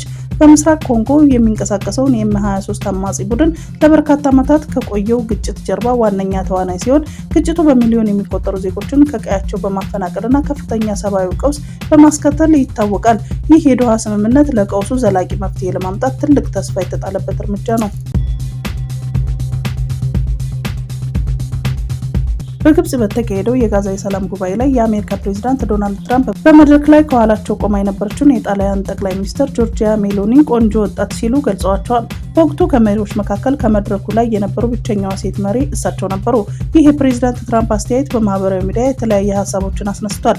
አንዳንዶቹ ቅን ልባዊ ምስጋና ነው ሲሉ፣ ሌሎች ደግሞ በእንደዚህ አይነት ከፍተኛ የዲፕሎማሲያዊ መድረክ ላይ የአንድ ሴት መሪ ገጽታ ብቻ ማንሳት ሙያዊነት የጎደለውና ተገቢነት ያልሆነ ነው በማለት ይተቻሉ። የቲዲኤፍ አመፅ ዛሬም ቀጥሎ ውሏል። የትግራይ መከላከያ ኃይል አባላት ትናንት በመቀሌ የጀመሩትን አመፅ ዛሬ ደግሞ በተለያዩ አካባቢዎች ቀጥሎ መዋሉን የደረሰን መረጃ አስረድቷል። በትናንትናው ዕለት የቲዲኤፍ አርሚ 22 አባላት በመቀሌ ከተማ አመፅ ያደረጉ ሲሆን መንገዶችም ለሰዓታት ዘግተው መቆየታቸው መዘገባችን ይታወሳል። በተለይም ወደ አሉላ አባነጋ አየር ማረፊያ የሚወስደውን መንገድ በመዝጋታቸው የተነሳ ትናንት አውሮፕላኖች ምንም ተሳፋሪ ሳይይዙ ባዷቸው ወደ አዲስ አበባ ለመመለስ መገደዳቸውን መረጃዎች አስታውቀዋል። ተቃዋሚዎቹ ትናንት ከቀኑ 10 ሰዓት ተኩል ገደማ መንገዱን መክፈታቸውንም ተገልጿል። የአርሚ 22 አባላት ይህንን መንገድ የዘጉት ጠዋት ወደ ጊዜያዊ አስተዳደሩ ቢሮ በመሄድ ከሌተናል ጄኔራል ታደሰ ወረደ ጋር ለመነጋገር ጥያቄ አቅርበው መልስ ማግኘት ባለመቻላቸው ሲሆን የአስተዳደሩ ከፍተኛ ባለስልጣናት እስከሚያነጋግሯቸው ድረስ እንደማይከፍቱ መግለጻቸው ይታወሳል። መንገዱን የከፈቱትን ባለስልጣናት ለማነጋገር ፈቃደኛ መሆናቸውን የሚገልጽ መረጃ በማግኘታቸው ነበር። በመሆኑም መንገዱን ከከፈቱ በኋላ ወደ ጊዜያዊ አስተዳደሩ ቢሮ በድጋሚ ቢሄዱም ሌተናል ጄኔራል ታደሰ ወረደ እንደሌሉ ይነገራቸዋል። በተጨማሪም ፕሬዝዳንቱ በሰማዕታት ሐውልት በሚገኘው አዳራሽ ውስጥ እንደሚገኙና እዚያ ሊያነጋግሯቸው ፈቃደኛ መሆናቸውን የሚገልጽ መልእክት ይደርሳቸዋል። በዚህም መሰረት የአርሚ 22 አባላት ወደ ሰማዕታት ሐውልት አዳራሽ ያቀኑ ሲሆን በዚያም ሌተናል ጄኔራል ታደሰ ወረደ፣ ዶክተር ደብረጽዮን ገብረ ሚካኤልና የጦር ኃይሉ ከፍተኛ መኮንኖች እንዳነጋገሯቸው መረጃዎች አስረድተዋል። በውይይቱ ላይ የሰራዊቱ አባላት የተለያዩ ጥያቄዎችን አንስተዋል። ካነሷቸው ጥያቄዎች ውስጥ የደሞዝ ክፍያ ጉዳይ ዋነኛው ሲሆን በተጨማሪ ልብስና ጫማ ከተሰጣቸው የቆየ መሆኑን የሚገልጹት የጥቅማ ጥቅም ጥያቄዎችን ማንሳታቸውን ለመረዳት ተችሏል። ለጥያቄዎቹ መልስ የሰጡት ሌተናል ጄኔራል ታደሰ ወረደና ዶክተር ደብረጽዮን ሲሆኑ ለተነሱት ጉዳዮች በጥልቀት ምርመራ አድርገው መፍትሄ እንደሚሰጧቸውም ቃል ገብተውላቸዋል። ጥያቄዎቹ በአንዴ ሳይሆን ደረጃ በደረጃ የሚፈቱ መሆናቸውንም አስረድተዋቸዋል። የመቀሌው የአርሚ 22 አመጽ በዚህ መልክ የተቋጨ ቢሆንም በዛሬው ዕለት ደግሞ የቲዲኤፍ አርሚ 92 አርሚ 31 እና አርሚ 33 አባላትም ተመሳሳይ አመጽ አንስተዋል። እነዚህ አርሚዎች በሚገኙበት አካባቢ የሚገኙ መንገዶችን ለሰዓታት ያህል ዘግተው መቆየታቸውን መረጃዎች አስረድተዋል። ከተዘጉት መንገዶች መካከል አጉላ፣ ውቅሮ፣ አዲግራትና ነበልት እንዲሁም ወደ ሀውዜንና አድዋ የሚወስዱ አውራ ጎዳናዎች ይገኙበታል። የተዘጉት መንገዶች ሊከፈቱ የቻሉት እንደ ትናንትና ሁሉ ዛሬም የጊዜያዊ አስተዳደሩ አመራሮች ለመወያየት ፈቃደኛ መሆናቸውን የሚገልጽ መረጃ በማስተላለፋቸው ነው ተብሏል።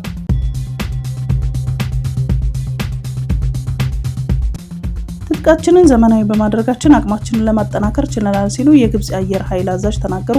የግብጽ የአየር ኃይል ዋና አዛዥ ኤር ማርሻል አሚር አብዱራህማን ሳዲቅ በዛሬው ዕለት ጋዜጣዊ መግለጫ ሰጥተዋል።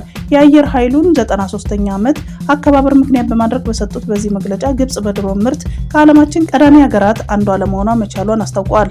ጨምሮም የምናመርታቸው ድሮኖች አይነታቸው የተለያየ ከመሆኑም በላይ ዘርፈ ብዙ ግዳጆችን መወጣት የሚችሉ ናቸው ብለዋል። ከነዚህም ውስጥ የተወሰኑት በ2024 በተከናወነው የግብጽ ዓለም አቀፍ ኤር ሾው ላይ ለእይታ ማቅረባቸውን ያስታወቁት ኤር ማርሻሉ ከዚህ ወዲህ እጅግ የተራቀቁ ድሮኖችን እያመረቱ መሆናቸውን አስረድተዋል። ንግግራቸውን ሲቀጥሉ በድሮኖች ብቻ ሳይሆን በሄሊኮፕተሮችና በጦር አውሮፕላኖችም እጅግ ዘምነናል፣ ትጥቃችንን ዘመናዊ በማድረጋችን አቅማችንን ለማጠናከር ችለናል በማለት ገልጸው የአየር ማረፊያዎቻቸውም እጅግ ዘመናዊ የጦር ጀቶችና አውሮፕላኖችን ለማስተናገድ እንዲችሉ ተደርገው መዘመናቸውን አስታውቀዋል ሲል የግብጽ መንግስታዊ አህራም ኦንላይን ዘግቧል።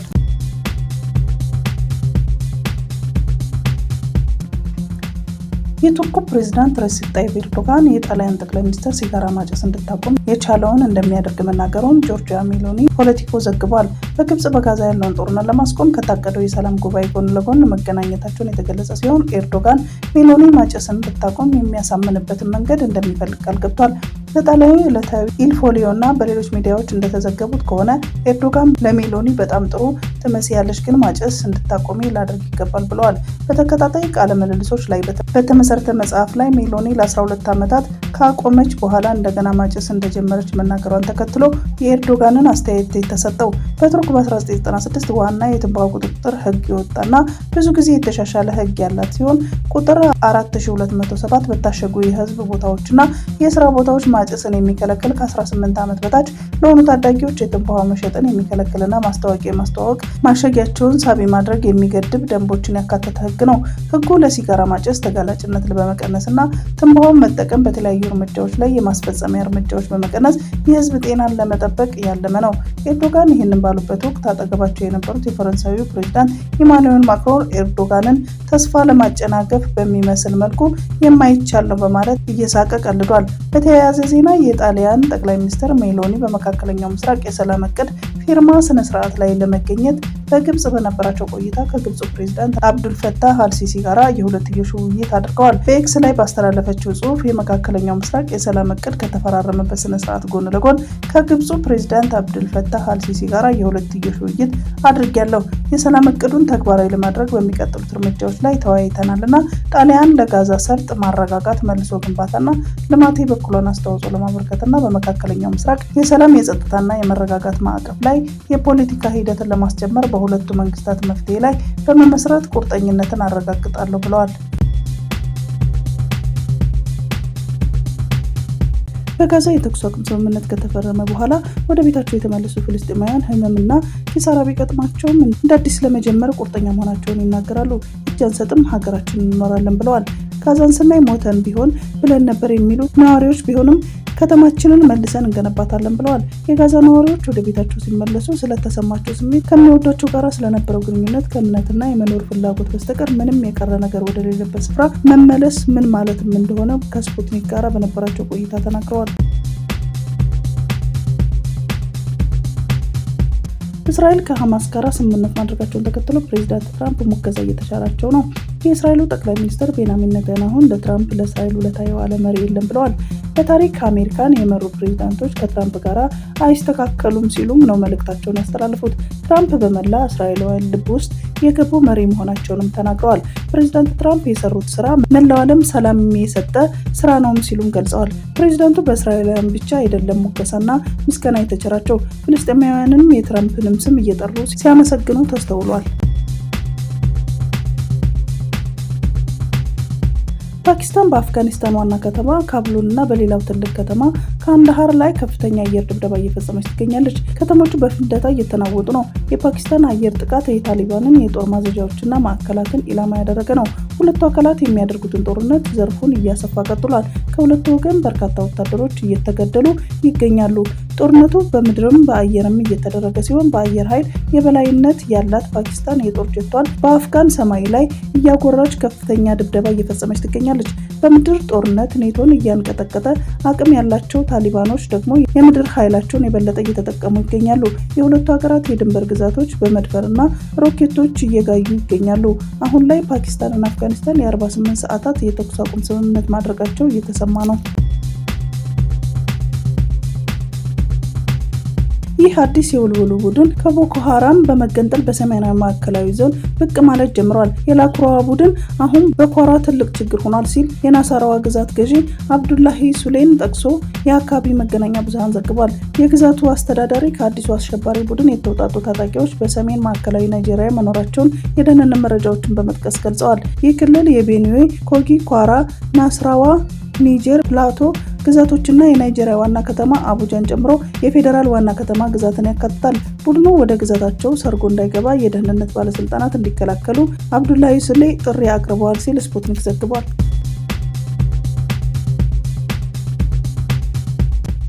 የዩናይትድ ስቴትስ ፕሬዝዳንት ዶናልድ ትራምፕ ሐማስ ትጥቅ ይፈታል ሲሉ ተናግረዋል። ቡድኑ ትጥቅ ካልፈታ ደግሞ እኛ እናስፈታቸዋለን ሲሉ አክለዋል። ይህ እንዴት ሊሆን እንደሚችል ከጋዜጠኞች ጥያቄ የቀረበላቸው ፕሬዝዳንቱ ይህን ለእናንተ ማስረዳት የለብኝም፣ ነገር ግን ትጥቅ ካልፈቱ ትጥቃቸውን እናስፈታቸዋለን ብለዋል። ትራምፕ አክለውም ጨዋታ እንደማልጫወት ያውቃሉ፣ በፍጥነትና ምናልባትም በኃይል ይተገበራል ብለዋል።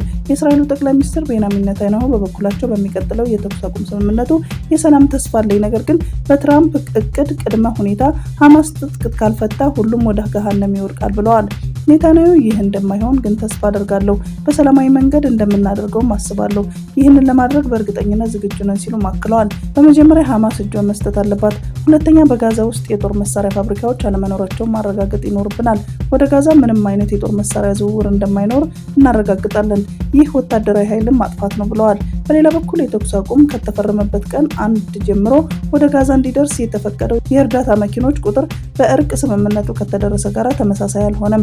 137 የእርዳታ መኪኖች ወደ ጋዛ ሰርጥ መድረሳቸውን የዓለም የምግብ ፕሮግራም ቢያስታውቅም ከፍላጎቱ አንጻር ዝቅተኛ ነው። አብዛኞቹ እነዚህ የጭነት መኪኖች የፍልስጤማውያን ሕልውና ቢያንስ ለ3 ወራት የሚያረጋግጡ ዱቄትና በጣም አስፈላጊ የሆኑ የሰብአዊ አቅርቦቶችን ይዘዋል ሲል ዳጉ ጆርናል ዘግቧል።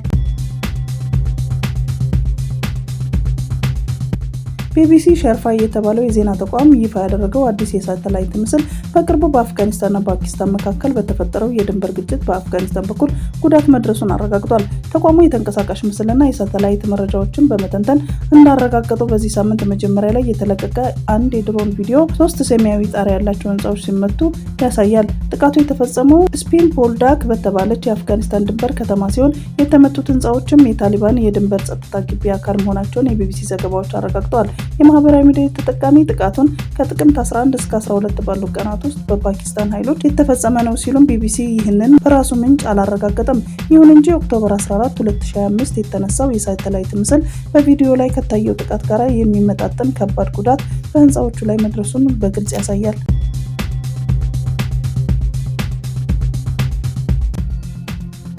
አንድ የአሜሪካ ፌዴራል ዳኛ በመንግስት መዘጋት ወቅት የትራምፕ አስተዳደር የመንግስት ሰራተኞችን ከስራ እንዳያባረር የሚከለክል ጊዜያዊ ትዕዛዝ ሮብ ዕለት አስተላልፈዋል። በሳን ፍራንሲስኮ የምትገኘው ዳኛ ሱዛን ኤሊስተን ከስራ የማባረሩ እርምጃ በፖለቲካ ዓላማ የተነሳና በቂ ጥናት ያልተደረገበት ይመስላል ብለዋል። ይህ እርምጃ ሊታገሱት የማይችሉ ሰብአዊ ዋጋ እያስከፈለ ነው ሲሉም አክለዋል። ይህ ውሳኔ የመጣው ከጥቅምት 1 ቀን ጀምሮ በዘለቀው የመንግስት መዘጋት ወቅት የትራምፕ አስተዳደር ከ10,000 በላይ ሰራተኞችን ለማባረር ማስታወቂያ መስጠት ከጀመረ በኋላ ነው። አስተዳደሩ ይህንን እርምጃ በዲሞክራቲክ ፓርቲ አባላት ላይ ጫና ለመፍጠር እየተጠቀመበት መሆኑን ገልጾ ነበር። የመንግስት ሰራተኞች ማህበራት ማባረሩን ስልጣን ያለአግባብ መጠቀም ነው ሲሉ ለፍርድ ቤቱ ክስ አቅርበው ነበር። የመንግስቱ መዘጋት በዲሞክራቶችና በሪፐብሊካኖች መካከል በጤና መድን ድጎማና በበጀት ጉዳዮች ላይ በተፈጠረ አለመግባባት የተከሰተ መሆኑን ይታወሳል።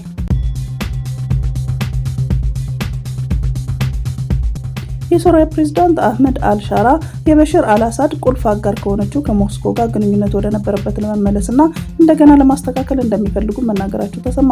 የሶሪያ ፕሬዝዳንት አህመድ አልሻራ ለሩሲያው ፕሬዝዳንት ቭላድሚር ፑቲን እንደተናገሩት የረጅም ጊዜ የክሬምሊን አጋርና ከስልጣን ከተባረሩ የበሽር አልአሳድ ቁልፍ ወዳጅ ከሆነችው ከሞስኮ ጋር ግንኙነት ወደ ነበረበት ለመመለስና እንደገና ለማስተካከል እንደሚፈልግ ተናግረዋል ሲል አልጀዚራ ዘግቧል። የሶሪያው ፕሬዝዳንት አህመድ አልሻራ ከሩሲያው ፕሬዝዳንት ቭላድሚር ፑቲን ጋር በጥቅምት 15 ሩሲያ ሞስኮ በተካሄደ ስብሰባ ላይ በሶሪያ ባህር ዳርቻ የአየርና የባህር ኃይል ጦር ሰፈሯ እንዲሁም የባህር ዳርቻዎችን እንድትጠብቅ ፍላጎት እንዳላቸው ገልጸዋል። አልሻራ ይህንን የገለጸው ከ10 ወራት በፊት ከሶሪያ ከተሰደደበት ጊዜ አንስቶ አልአሳድን በምታስተናግድበት የመጀመሪያ ጉብኝቱ በሞስኮ ከፑቲን ጋር በተገናኘበት ወቅት ነው። በታደሰው ግንኙነት በማሳደግና በአዲስ መንገድ በመመለስ እንደገና ለመወሰን እየሞከርን ነው። ስለዚህ ለሶሪያ ነጻነት፣ ሉዓላዊነትና የግዛት አንድነት እንዲሁም የደህንነት መረጋጋት እንሰራለን ሲሉ የክሬምሊን መንግስት ቃል ገብቷል። ሶሪያ የሩሲያ ግንኙነት እንደገና ለመወሰን ትፈልጋለች ያሉት የሶሪያ መሪ ደማስቆ ከሞስኮ ጋር ያለፉትን ስምምነቶች ሁሉ እንደምታከብር አረጋግጠዋል።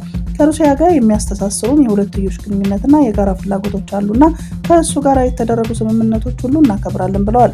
ፑቲን የአልሻራውን ታላቅ ስኬት አወድሰው በሁለቱ ሀገራት መካከል ለ10 ዓመታት የቆየውን ልዩ ግንኙነት አድንቀው ሞስኮ ሁልጊዜም በሶሪያ ሕዝብ ፍላጎት እንደምትሰራና መንግስታቸውን ማስፋት እንደሚፈልግ ተናግረዋል።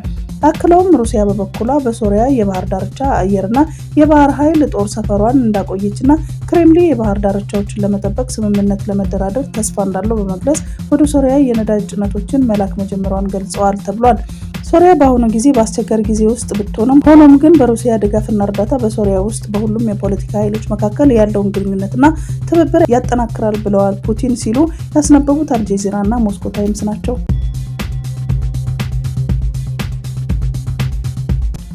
ኢራን የዩኤስ ፕሬዝዳንት ዶናልድ ትራምፕ ቴል አቪቭን ከቴህራን ጋር ለማስታረቅ ያቀረቡትን የሰላም ስምምነት ጥሪ እንደማትቀበል ገለጸች። በሰኔ ወር በኢራን የኒውክሌር ቦታዎች ላይ ያደረሰችውን ጥቃት በመጥቀስ በዩኤስ ፕሬዝዳንት የተገለጸው የሰላምና የውይይት ፍላጎት አሜሪካ በኢራን ሕዝብ ላይ ካላት የጥላቻና የወንጀል ባህሪ ጋር ይቃረናል ሲል የውጭ ጉዳይ ሚኒስቴር በመግለጫው ተናግረዋል። ቴህራን ይህ ምላሽ የሰጠችው ሰኞ ዕለት በእስራኤሉ ክኔስት ንግግር ላይ ትራምፕ ከኢራን ጋር የሰላም ስምምነት እንደሚፈልጉና ማንኛውንም ስምምነት እንደሚፈጽም ኳሱ በቴህራን ፍርድ ቤት እንዳለ መናገራቸውን ተከትሎ ነው። ኢራን በመግለጫዋ ጥሪውን ውድቅ አድርጋለች። በፖለቲካዊ ድርድር ውስጥ በአንድ ሀገር የመኖሪያ አካባቢዎችና የኒውክሌር መስሪያ ቤቶችን ማጥቃት ከ1000 በላይ ሰዎችን፣ ንጹሃን ሴቶችና ህጻናትን ገድሎ ሰላምና ወዳጅነት እንዴት ጠየቀ ሲል መግለጫውን የጀመረው የውጭ ጉዳይ ሚኒስትር የዩኤስ ፕሬዝዳንት ዶናልድ ትራምፕ በኢየሩሳሌም በሚገኘው ክኔስት ያደረጉትን ንግግር ኃላፊነት የጎደለውና አሳፋሪ በማለት ዩናይትድ ስቴትስ የሽብርተኝነት ግንባር ቀደም ተዋናኝና የአሸባሪውንና የዘር ማጥፋት የጽዮናውያን አገዛዝ ደጋፊ ናት ስትል ወቅሳለች። የኢራን የውጭ ጉዳይ ሚኒስትር ዩናይትድ ስቴትስ ሌሎች ለመወንጀል የሞራል ብቃት የላትም ብለዋል። የአሜሪካ ፕሬዝዳንት የገለጹት የሰላም ፍላጎትና የውይይት ፍላጎት አሜሪካ በኢራን ሕዝብ ላይ ካላት የጥላቻና የወንጀል ባህሪ ጋር ይቃረናል ሲል የውጭ ጉዳይ ሚኒስትር በመግለጫው አስታውቋል። እንደሚታወሰው በሰኔ ወር አጋማሽ እስራኤል በኢራን ላይ ታይቶ የማይታወቅ የቦምብ ጥቃት የኒውክሌርና ወታደራዊ ተቋማት እንዲሁም የመኖሪያ አካባቢዎችን በመምታት ከ1000 በላይ ሰዎችን ገድሏል።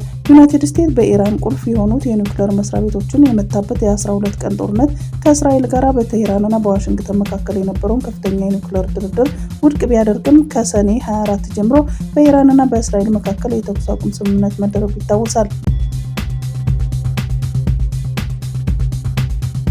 የቀድሞው ጠቅላይ ሚኒስትር ራያላ ኦዲንጋ ህንድ ሀገር በሕክምና ሲረዱ ቆይተው በ80 ዓመታቸው ከዚህ ዓለም በሞት ተለይተዋል። ራያላ ኦዲንጋ ለኬንያ ፕሬዝዳንትነት 5 ጊዜ እጩ ሆነው ቢቀርቡም አልተሳካላቸውም። በተጨማሪም በቅርቡ ለአፍሪካ ህብረት ኮሚሽን ሊቀመንበርነት ቦታ ቢወዳደሩ ማሸነፍ ሳይችሉ ቀርተዋል። ለረጅም ዓመታት በፖለቲካ ውስጥ የቆዩት ኦዲንጋ በኬንያ የበዛ ድጋፍ ያላቸው ሲሆን በኦሬንጅ ዲሞክራቲክ ሙቭመንት መሪ ነበሩ። ለዲሞክራሲ ለመድብል ፓርቲ ስርዓት ከህገ መንግስት ሪፎርም በመታገል ይታወቃል። ከዚሁ ጋር በተያያዘ የፌዴሪ ጠቅላይ ሚኒስትር ዶክተር አብይ አህመድ በራይላ ኦዲንጋ ህልፈት የተሰማቸውን ሀዘን በኢትዮጵያ ህዝብ ስም ገልጸዋል። የማዳጋስካር ጦር የሀገሪቱን ስልጣን መቆጣጠሩን ገለጸ። የጦር ዋና መሪ ኮሎኔል ሚካኤል ራኔንድሪኒራ በመዲናዋ በሚገኘው አንታናሪቮ ፕሬዝዳንታዊ ጽህፈት ቤት በሰጡት መግለጫ እኛ ስልጣን ይዘናል ብለዋል። በቅርቡ መንግስት በሚያዋቅሩ ጠቅላይ ሚኒስትር እንመጣለን ሲሉም ተናግረዋል። የፕሬዝዳንት ራጆሊና ጽህፈት ቤት በበኩሉ የጦሩን እርምጃ መፈንቅለ መንግስት ተፈጽሟል፣ ህገወጥ መግለጫ ነው ሲሉ ተቃውመዋል። ጽህፈት ቤቱም አክሎ ፕሬዝዳንት ራጆሊና ለደህንነታቸው ሲባል ደህንነቱ ወደ ተጠበቀበት ቦታ ተዘዋውሯል ብለዋል። ፕሬዝዳንቱ አንድሬ ራጆሊና ሀገር ጥለው በፈረንሳይ የጦር አውሮፕላን ሸሽተዋል ቢባልም አስተባብለዋል።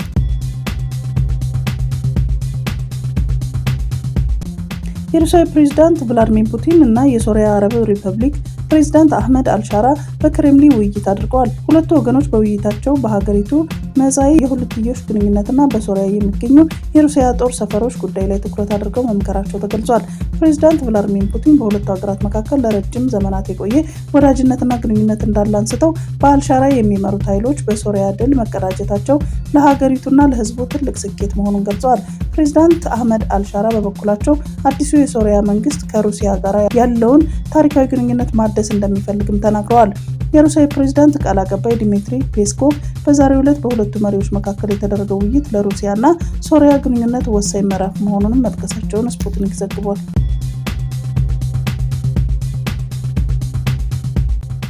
በናይሮቢ ካሲናሪ ለቀድሞ የኬንያ ጠቅላይ ሚኒስትር ራያላ ኦዲንጋ የአስክሬን ሽኝት መርሃ ግብር ተካሂዷል። በዚህ ወቅት በተነሳ ብጥብጥ የ7 ሰዎች ህይወት ማለፉን የአይን እማኞች ተናግረዋል። እንደ አይን እማኞች ገለጻ 2 ሰዎች ከጸጥታ ኃይል በተተኮሰ ጥይት የተገደሉ ሲሆን 5 ሰዎች ተኩሱን ተከትለው በነበረ ግርግር ህይወታቸው ማለፉን ገልጸዋል። በስታዲየሙ የራይላ ኦዲንጋ አስክሬን ስንብት እየተካሄደ በነበረበት የተወሰኑ ወጣቶች ከጸጥታ አካላት ጋር በፈጠሩት አለመግባባት ጥይት የተተኮሰ ሲሆን አስለቃሽ ጭስም ተወርውሮ ህዝቡ ከስታዲየም እንዲወጣ ተደርጓል። የሀገሪቱ ሚዲያዎች የሟቾችን ቁጥር 2 ብለው የዘገቡ ሲሆን ጉዳት ስለደረሰባቸው ሰዎች እስካሁን ምንም የተባለ ነገር የለም።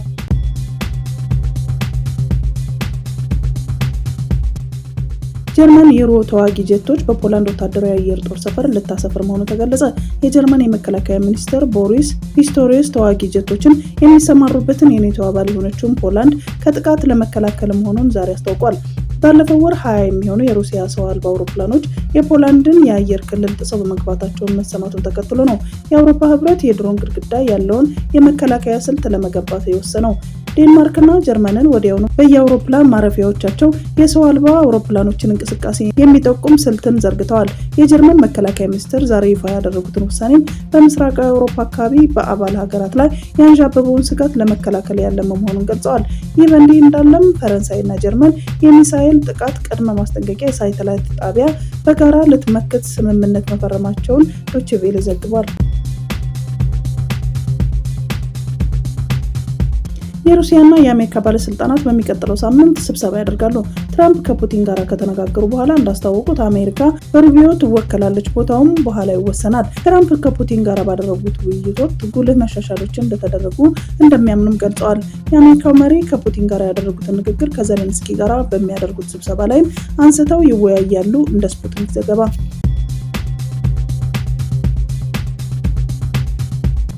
የግብርና ሚኒስቴር በአማራ ክልል ሰሜን ሸዋ ኦሮሞ ብሔረሰብ አስተዳደር ዞኖች የተከሰተውን የግሪሳ ወፍ መንጋ ለመከላከል እየተሰራ መሆኑ ተገለጸ። ዘንድሮ የተከሰተው የወፍ መንጋ ከተጠበቀው ጊዜ አስቀድሞ በመሆኑ በደረሰ የመኸር ሰብል ላይ የከፋ ጉዳት እንዳያስከትል ርብርብ እየተደረገ ነው ተብሏል።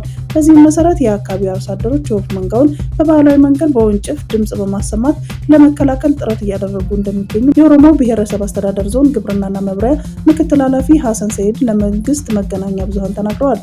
በብሔረሰብ አስተዳደሩ ጂሌ፣ ጥሙጋና ደዋ ጨፋ ወረዳዎች ላይ የወፉ መንጋ በስፋት መታየቱን አመልክተዋል። በአማራ ክልል የሰሜን ሸዋ ዞን ግብርናና መምሪያ የሰብል ልማት ቡድን መሪ አበበ ጌታቸው የግሪሳ ወፍ መንጋ በተወሰኑ የዞኑ ወረዳዎች መከሰቱን ተናግረዋል።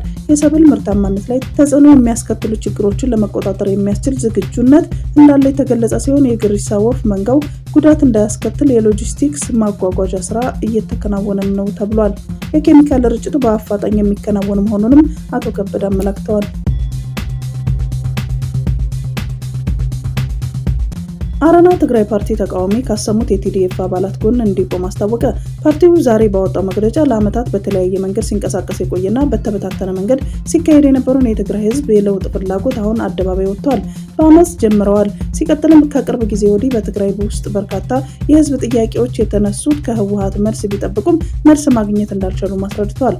አረና ፓርቲ በመግለጫው ራስ በራስ የማስተዳደር ጉዳይ፣ የአካል ጉዳተኞችና ታጋዮች ቅሬታ፣ የመምህራንና የመንግስት ሰራተኞች ውዝፍ ደመወዝ፣ የሶስተኛ ዙር 70 ካሬ ቤቶች ማህበራት ጉዳይ፣ የቀድሞው የትግራይ ፖሊስ አባላት ጥያቄ፣ የታክሲና ባጃጅ ሹፌሮች ጉዳይ፣ በሴቶች ላይ የሚደርሰውን ጭቆናና ግድያን በተመለከተ፣ የመሬት ወረራ፣ ህገወጥ የወርቅ ማዕድንን ማውጣትና የመርዛማ ኬሚካሎች መስፋፋት በቅርብ ጊዜ በትግራይ ጥያቄ ያስነሱ ጉዳዮች መሆናቸውን ጠቅሷል። ጨምሮም ከትግራይ ህዝብ የወጣውን ህወሓት እነዚህን የህዝብ ጥያቄዎች በኃይል እንዲታፈኑ በማድረግ ለጊዜውም ቢሆን የለውጥ ፍላጎቱ እንዲጨናገፍ አድርጓል ካለ በኋላ ህወሓት የህዝቡንም ሆነ የሰራዊቱን ጥያቄ መፍታት አቅሙን ፍላጎቱም እንደሌለው መረዳቱን አስታውቋል።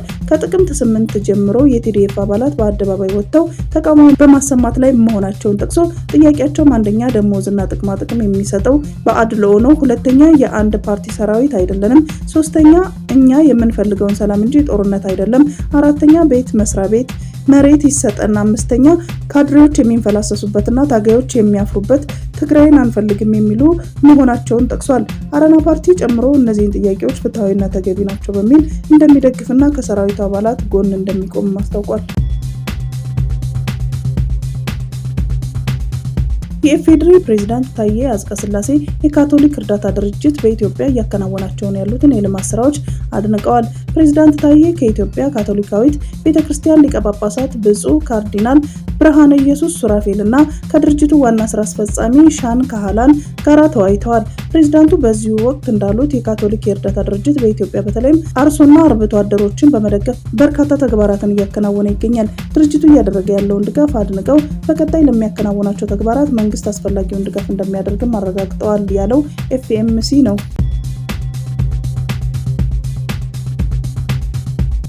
በሐማስ የተመለሱት አራቱም በህይወት የሌሉ አካላት ከታጋቾች ጋር የሚመሳሰል ዘረመል እንደሌላቸው እስራኤል አስታወቀች።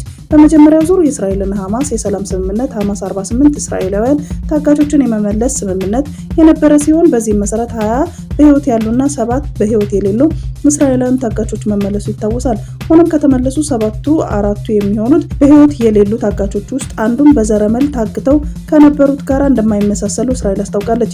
የሐማስን ድርጊት ተከትሎ እስራኤል በጋዛ የሰብአዊ እርዳታ ዳግም እንዳይገባ እንደምታቋርጥና የራፋ መስመር የመክፈቻ ጊዜ እንደምታራዝም ዝታለች ሲል ኤንቢሲ ቢቢሲ ዋቢ በማድረግ ዘግቧል። የሃንጋሪ ውጭ ጉዳይ ሚኒስትር ፒተር ሲያርቶ አሜሪካ ሰራሽ የሆኑ ረጅም ርቀት ተምዘግዛጊ ቶማሃውክ ሚሳኤሎችን ለዩክሬን መስጠት ግጭቱን ሊያባብስ የሚችል መጥፎ ዜና ነው ሲሉ ተናግረዋል። ሚኒስትሩ ይህንን አስተያየት የሰጡት በሞስኮ በተካሄደው የኢነርጂ ሳምንት መድረክ ላይ ከሩሲያው ሚዲያ ጋር ባደረጉ ቆይታ ነው። ይህ አስተያየት የመጣው የአሜሪካ ፕሬዝዳንት ዶናልድ ትራምፕ የዩክሬን ግጭት እልባት ካላገኘ ለኪየቭ አስተዳደር እነዚህ ሚሳኤሎች ሊሰጡ እንደሚችሉም ከገለጹ በኋላ ነው። ፕሬዝዳንት ትራምፕ የዩክሬን ፕሬዝዳንት ቮሎዲሚር ዜሌንስኪ በዋይት ሀውስ በሚያደርጉት ውይይት ላይ ረጅም ርቀት ተምዘግዛጊ የጦር መሳሪያዎችን እንደሚፈልጉና ከነዚህ መካከል ቶማሃውክ እንደሚገኝበት ተናግረው ነበር። ሚኒስትር ሲያርቶ በበኩላቸው ፕሬዝዳንት ትራምፕ በሩሲያና በዩክሬን መካከል ሰላም ለማምጣት ላደረጉት ጥረት ምስጋና አቅርበዋል። በአላስካ በተካሄደው የትራምፕና የፑቲን ውይይት አዎንታዊ ለውጦች መታየታቸውን ገልጸው ከግጭት ስጋት ይልቅ ድርድሮች እንዲቀጥሉ ያላቸውን ምኞት ገልጸዋል። ለዩክሬን ጎረቤት ሀገር እንደመሆናቸው ግጭቱን ሊያባብስ የሚችል ማንኛውንም ዜና ለእኛ መጥፎ ዜና ነው ሲሉ የቶማሃውክ ሚሳኤሎች አቅርቦት ሊፈጥር የሚችለውን ስጋት አስረድተዋል። የቶማሃውክ ሚሳኤሎች እስከ 2500 ኪሎ ሜትር ርቀት መጓዝ የሚችሉ ሲሆን ይህም ዩክሬን የሩሲያ መዲና ሞስኮን ጨምሮ በርካታ ከተሞችን እንድትመታ ያስችላል ተብሎ ይታመናል። የሩሲያው ፕሬዝዳንት ቭላድሚር ፑቲን በበኩላቸው እነዚህ ሚሳኤሎች ለዩክሬን መስጠት አዲስ የግጭት ምዕራፍ እንደሚከፍትና የአሜሪካ ወታደሮች ቀጥተኛ ተሳትፎ ከሌለ በስተቀር የሚሳኤሎችን መጠቀም እንደማይችል አስጠንቅቀዋል። ፑቲን አክለውም ይህንን እርምጃ የግጭቱ ውጤት ባይቀይርም በቅርቡ በሞስኮና በዋሽንግተን መካከል የተገኘውን የዲፕሎማሲ መሻሻል ሙሉ በሙሉ ሊያጠፋው እንደሚችልም ገልጸዋል። የዩናይትድ ስቴትሱ ፕሬዝዳንት ዶናልድ ትራምፕ አስተዳደር የአውሮፓ ህብረት ሀገራት በቻይና ምርቶች ላይ 500% የቀረጥ ጭማሪ እንዲጥሉና ከዚህም የሚገኘው ገቢ የዩክሬን የጦርነት ወጪ ለመሸፈን እንዲውል ጠንካራ ግፊት እያደረገ መሆኑን ዘቴሌግራፍ የተባለ ጋዜጣ ዘገበ። ይህ እቅድ የዩክሬን የድል ፈንድ ተብሎ የተሰየመ ሲሆን የአሜሪካው የግምጃ ቤት ጸሐፊ ስኮት ቤሴንት የዩክሬን ፕሬዝዳንት ቮሎዲሚር ዜሌንስኪ ወደ ዋሽንግተን ከመጓዛቸው በፊት ይህንን ሀሳብ ለአውሮፓ መንግስታት እንዲያስተዋውቁ ኃላፊነት እንደተሰጣቸው ተገልጿል። ይህ ሀሳብ የቀረበው ፕሬዝዳንት ትራምፕ የንግድ ጦርነት ብለው ከሰየሙት በዋሽንግተንና በቤጂንግ መካከል ካለው ሰፊው የውጥረት ምዕራፍ አንዱ አካል ሆኖ ነው። ዋሽንግተን ከዚህ ቀደምም የአውሮፓ ሀገራት ቻይና ከሩሲያ ነዳጅና ጋዝ በመግዛቷ ምክንያት ቅጣት እንዲጣሉባት ስትወተውት ቆይታለች። የገንዘብ ፈንዱ መቋቋም ዩክሬን ከአሜሪካ ልትገዛቸው ከምትፈልጋቸው ቶማሃውክ የተባሉት ረጅም ርቀት ተምዘግዛጊ ሚሳኤሎች ጋር በቀጥታ የተያያዘ ነው። የትራምፕ አስተዳደር የአውሮፓ ሀገሮች ወጪውን የሚሸፍኑ ከሆነ ለዩክሬን ሚሳኤሎችን ለመስጠት ፈቃደኛ ሊሆን እንደሚችልም ፍንጭ ሰጥተዋል። ሮብ ዕለት በብራስልስ በተካሄደው የኔቶ የመከላከያ ሚኒስትሮች ስብሰባ ላይ የተገኙት የአሜሪካዊ ጦርነት ጸሐፊ ፒት ሄግሴት ዋሽንግተን የአውሮፓ አጋሮች ለዩክሬን የሚገዙትን የአሜሪካ የጦር መሳሪያዎች ወጪ ይበልጥ እንደሚሸፍኑ እንደምትጠብቅ በድጋሚ ተናግረዋል። ሞስኮ በበኩሏ የምዕራባውያን ወታደሮች እርዳታ የግጭቱ ውጤት ሊለውጡ እንደማይችሉ በተደጋጋሚ ገልጻለች። ግጭቱ ሩሲያን ለማዳከም በኔቶ የተቀነባበረ የውክልና ጦርነትና ለሕልውናዋም ትልቅ አደጋም እንደሆነ ተቆጥረዋለች።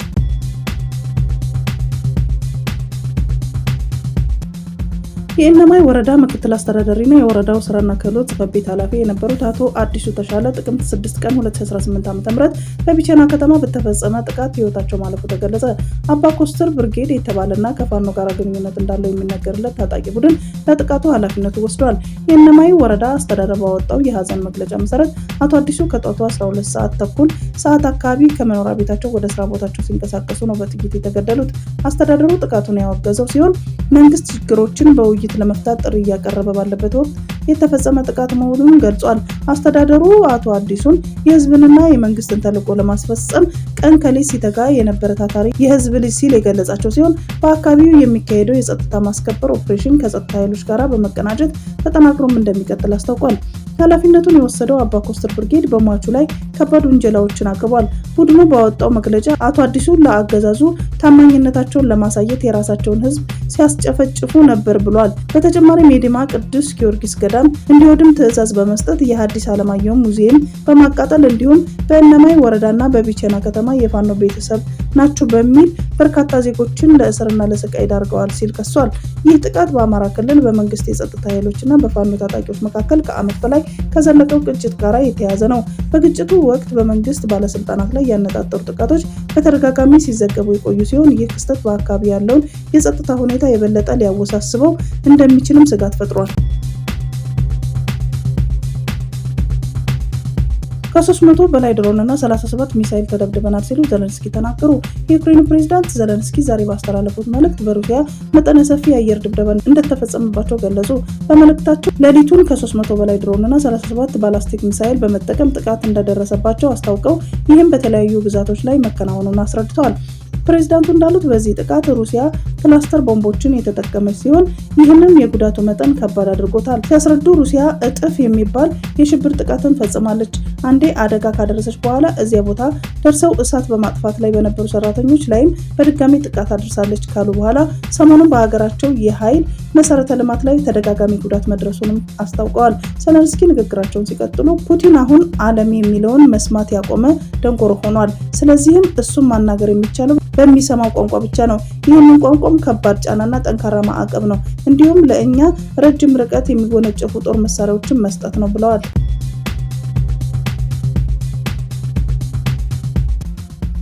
በደቡብ ኢትዮጵያ ክልል ጌዲዮ ዞን ወናጎ ከተማ አስተዳደር አንድ ወጣት በግዴለሽነት አያያዝ ከፖሊስ በተባረቀ ጥይት ህይወቱ ማለፉን የአካባቢ ባለስልጣናት ለቲክቫ ኢትዮጵያ ገልጸዋል። በወናጎ ወረዳ አንድ በጋራጅ ስራ የተሰማራ ወጣት ትናንት ለሻይ በተቀመጠበት አጠገቡ የነበረ ፖሊስ ጥይት ባርቆበት እንደቆሰለና ወደ ሕክምና ቢወሰድም ህይወቱን ማትረፍ እንዳልተቻለም ተሰምቷል።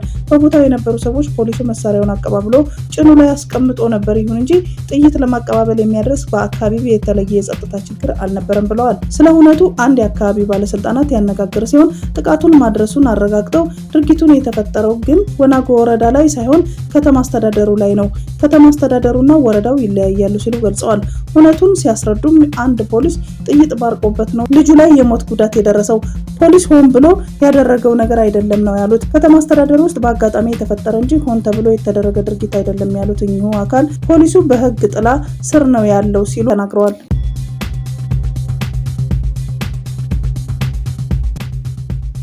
ጥቅምት 6 ቀን 2018 ዓ.ም በአክሱም ዩኒቨርሲቲ ጤና ሳይንስ ኮሌጅ እና አጠቃላይ ስፔሻላይዝድ ሆስፒታል ውስጥ ባልታወቀ ምክንያት ድንገተኛ የእሳት ቃጠሎ መከሰቱን የአካባቢ ምንጮች አስታወቁ። የጉዳቱ ክብደት እሳቱ በተለይ በሆስፒታሉ የሚጠቀምበትን ዋና የመድኃኒት መጋዘን ያወደመ ሲሆን በውስጡም የነበሩት በሚሊዮኖች የሚቆጠሩ የሕክምና መገልገያ መሳሪያዎች፣ ቁሳቁሶች ሙሉ በሙሉ በእሳት ወድመዋል። ይህ በሆስፒታሉ አገልግሎት ላይ ከባድ ጉዳት ሊያስከትል እንደሚችልም ይጠበቃል።